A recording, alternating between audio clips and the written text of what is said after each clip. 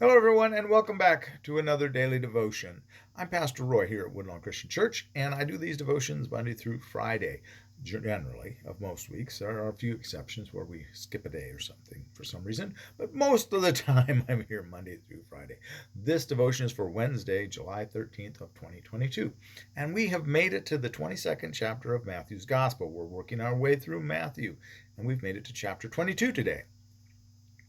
We're going to look at verses 1 to 14 here in the 22nd chapter. This follows immediately. And remember that in the original text, the manuscripts, there's no chapter and verses. This is a modern edition, okay? We've added the chapter and verses to make it easy to find stuff for us so we can all be on the same page, literally. Okay, but this follows immediately up after the parable of the wicked tenants. Before that's the parable of the two sons. But here, this is immediately after the parable of the wicked tenants. That parable is not against the Jewish people, neither is this parable.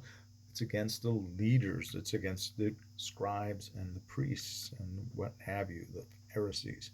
It's about those that are in a position of leadership that are not coming on board because they've got ulterior motives. They've got things to do.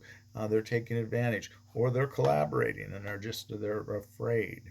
But as it is, let's listen to this. The caution I'm giving you is it's not anti-Semitic. Okay, it's not what it's about. It's not a condemnation of the Jewish people. It's a condemnation of the Jewish leaders that aren't jumping on board or coming to the wedding. Okay, let's listen. 22 verses 1 to 14.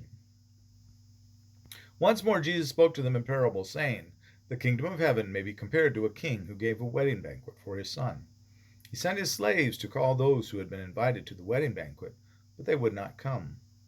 Again he sent other slaves, saying, 'Tell those who have been invited, look, I have prepared my dinner. My oxen and my fat calves have been slaughtered, and everything is ready. Come to the wedding banquet.'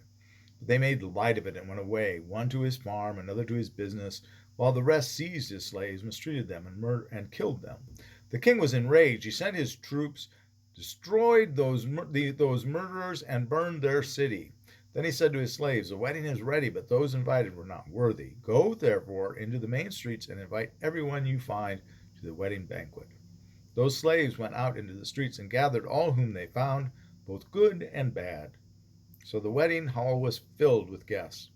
But when the king came in to see the guests, he noticed a man who was not wearing a wedding robe. And he said to him, 'Friend, how did you get in here without a wedding robe?' And he was speechless. Then the king said to the attendants, 'Bind him hand and foot and throw him into the outer darkness, where there will be weeping and gnashing of teeth. For many were called, but few are chosen.'" Okay. Again, this is about Jesus. Is the wedding banquet is for Jesus. He's coming. He is the bridegroom. Okay, the world is the bride. The people of this world are the bride. So it's not about excluding the world. Everyone's going to be invited. The prostitutes, tax collectors, what have you. The Gentiles. But the ones that are not listening are the leaders. Okay, again, back to the wicked tenants, the parable of the wicked tenants we did yesterday. That's the same thing going on here. It's like a reiteration of that parable. It follows right up. It's kind of like, and again, another way of thinking about it. It's like once more he spoke. So it's like, think of it this way. If that didn't make sense to you, think of it this way. I think that personally for me, the parable of the wicked tenants is clearer for most people. This one is a little easier to misconstrue and try to imagine the people as being anti-Semitic in its bent. It's not. If you are reading Scripture and you're walking away with an anti-Semitic view, you've forgotten that Jesus was Jewish, and you've forgotten that all of the disciples are Jewish. Okay? It's not anti-Semitic. So, here we are bringing in everyone. But now we come to that really peculiar thing about the king going out and seeing this guy not wearing a robe. And what's up with that? Well, when you would come into the wedding, especially a wedding of this stature, not a commoner's wedding, but a royal wedding, you would be given something to designate the proper, the proper garb, whether it's an outer robe or what have you. Here it's a wedding robe, and so everyone was given this wedding robe. This fella, for some reason, has decided not to put on the robe, but yet he's going to stick around for the party. And I think that's a really chilling thing for us. It should be. It's not. It's a little off-putting. It's one of those things where we read scripture and go, "Oh my gosh, this is harsh." Sometimes scripture is harsh. Um,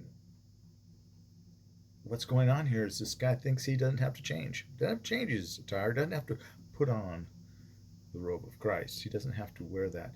He can keep on doing whatever he wants. He can keep on being whatever he wants, and he thinks he's going to reap the benefit of the party. And that's not the case. And I see this and I liken this to what we have going on so much in the world. I talk a lot about rationalizing sin, meaning we said, well, that sin's not a sin at all because this. There's a massive difference between being a sinner and admitting your sin, confessing your sin, and recognizing that you sin, and even that inability to completely dissolve oneself of that sin. There's a big difference between that and saying, my sin's not a sin. It's all good. Huge difference. There's a chasm there that we can't begin to explain, except for here. This guy wants to keep on doing what he's doing and wearing what he's wearing. This is what I am. Whatever it is that is his failing, his abuse of Scripture is what I guess I want to say there, or a way to look at it.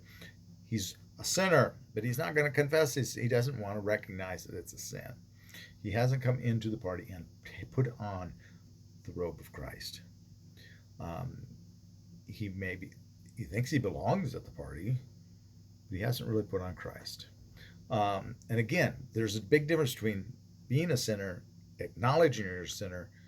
Maybe you have problems, you backslide and you can't get away from the sin, and you understand that you're engulfed in sin, or crying out for help with dealing with that sin. Big difference between that and just saying, that ain't no sin, ain't no big thing. Huge difference there. So, and not to beat a dead horse any further than that, I am going to cut it off there because I think we're getting down to, we're about 7.5 minutes, just pretty close. And that's about as long as I want to go. And I think we've made my point, or I think I've made God's point. That's the point. All right. We will pick up tomorrow with the question about paying taxes. Another toughie. All right. Have a very, very blessed day. And please, please, please be a blessing to someone today. And again, if you like these devotions, if you enjoy following along, please like and subscribe. We'd love to have you back again. Okay. God bless. We'll see you all tomorrow. Take care.